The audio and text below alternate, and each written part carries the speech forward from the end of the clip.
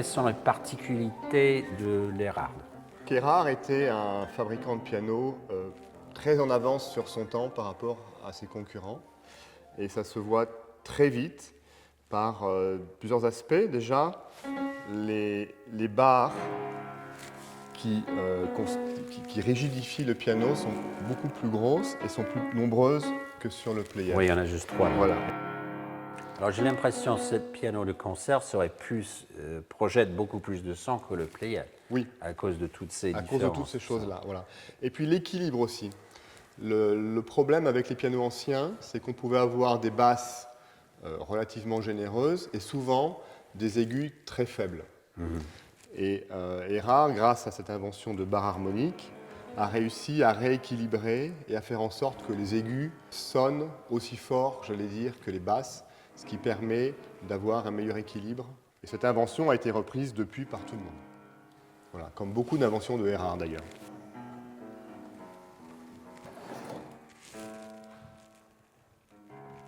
La mécanique Erhard est très proche d'une mécanique moderne, puisque le brevet de Erhard de 1822, concernant le double échappement, Erhard l'a introduit sur ses pianos très tôt, dès les années 20. Et c'est une mécanique qui s'est généralisée et qui a été utilisée par aujourd'hui tous les facteurs de piano.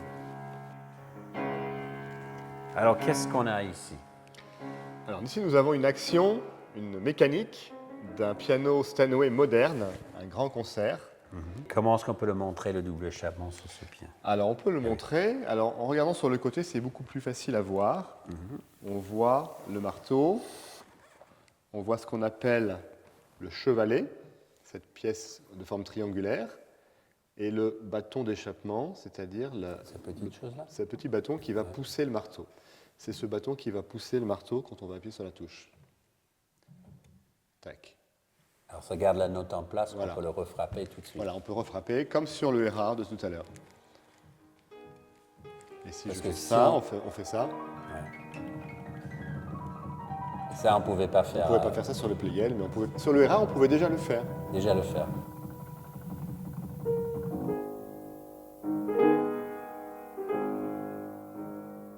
Alors Liszt préférait les Erhard dans sa jeunesse, c'est-à-dire jusque dans les années 1850-60.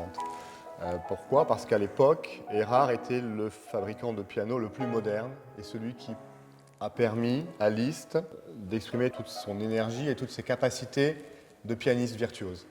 Les mécaniques des pianos Erhard étaient très performantes, étaient beaucoup plus performantes que les mécaniques des autres marques de piano.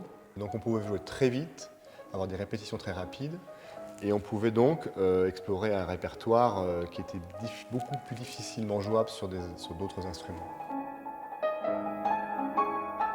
Liszt, qui avait une idée du piano qui était plus orchestrale, je pense, que Chopin, qui était moins intéressé par le son et le timbre de l'instrument, mais plus par la capacité de l'instrument à simuler un orchestre, par exemple, trouvait dans Erhard cette capacité.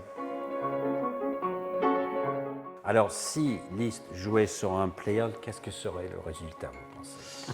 Alors, je pense que le piano aurait souffert un peu, D'accord. un peu plus. Un peu plus.